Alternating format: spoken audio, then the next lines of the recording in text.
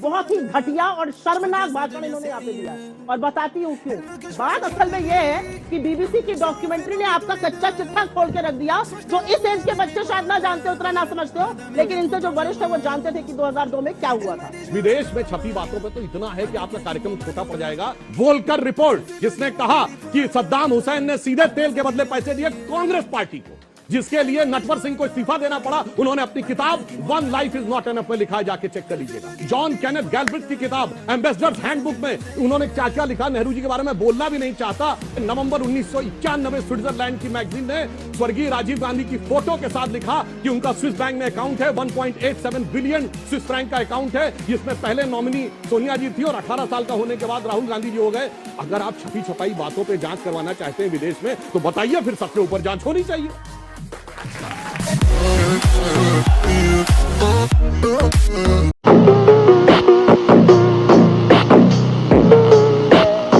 राहुल गांधी को तो बोलने ही नहीं आता है। पूरा देश टकटकी लगा कर देख रहा है कि राहुल गांधी को बोलने कब आएगा। कभी आलू से सोना निकाल देते हैं, तो कभी पूरा मोदी समाज को टारगेट करके अपना सदस्यता गंवा बैठते हैं। उनको कब बोलने। आइंदा के लिए जान लेना, चोर को चोर कहा जाएगा और नीरव मोदी और ललित मोदी इस देश का पैसा चुराकर भाग गए। राहुल गांधी एक छोटा सा जवाब, एक बयान में कोई ये विवाद नहीं कर सकती हैं। 2019 के चुनाव के समय वो राजस्थान में गए और कांग्रेस के एक बहुत बड़े नेता थे कुंभाराम जी, उनके नाम पर कांग्रेस ने योजना चालू की थी और वो एक नहीं 3 बार बोल गए कि मैं इस सरकार को बधाई देता हूं कि उन्होंने कुंभकर्ण योजना शुरू की। आइएगा, अगर कुंभकर्ण योजना नहीं बनाई, आप लगाते हैं। अरे भाई तथ्य क्या हमको कह रहे हैं?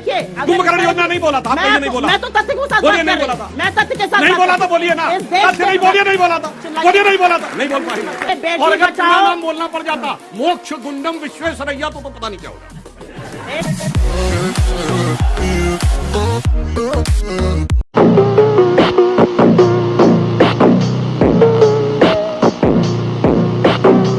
मोदी जी कोई घर से पैसे लेके आए, सरकार बनवा रही है। मोदी जी अपने मामा जी के यहाँ से पैसे लाए।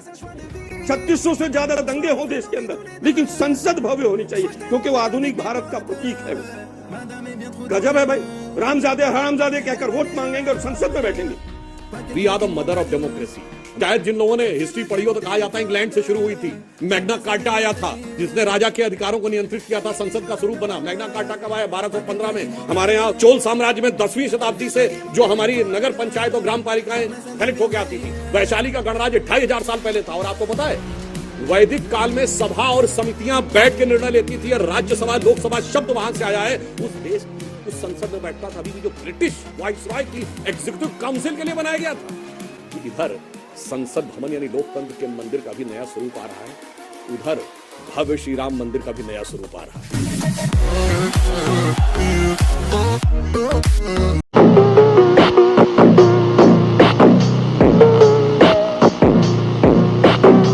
हमारी तो पार्टी ही साइकिल पे चलती है सारा दिन। पूरा आप देखिए, सारे के सारे लड़के पूरे गांव-गांव लिए साइकिल प्रचार करते रहते हैं और जनता को बताते रहते हैं कि आपको कैसे आगे बढ़ना है। हम इनकी तरह नहीं है। अखिलेश जी के लिए मैंने समझा। उन्हीं के वो खुद अभी फोन कर लीजिए, अभी आज झांसी में होंगे। वो 1 सेकेंड अगर रुकते हो कहीं भी, वो सुबह से लेकर शाम तक जिले जिले अपने कार्यकर्ता, और क्या।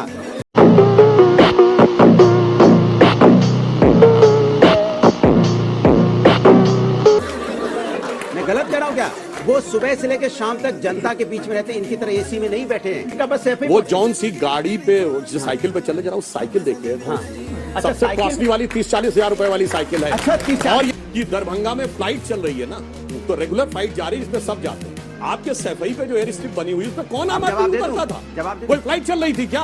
केवल प्रथम परिवार के लोग जो कहते साइकिल पे चलते थे, वो जेट प्लेन से जाके दिल्ली से सीधे उतरते थे। अपने लिए सरकारी पैसा खर्च करके बनाई गई एयर स्ट्रिप।